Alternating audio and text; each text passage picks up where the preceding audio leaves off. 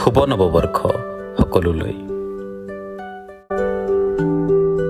এনেদৰে পাৰ হৈ যায় বছৰৰ পাছত বছৰবোৰ সংগোপনে, কোনেও নেদেখাকৈ কিম্বা কোনেও নজনাকৈ।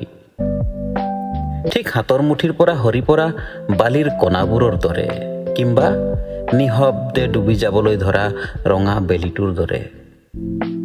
ৰৈ যায় মাথো স্মৃতিবোৰ সময়ৰ বুকুত খোদিত হৈ কঠিন শিলৰ দৰে অনাগত ভৱিষ্যতলৈ। কঢ়িয়াই লৈ যায় কিছুমান সপোন, কিছুমান আকাংক্ষা নতুন দিগন্তলৈ।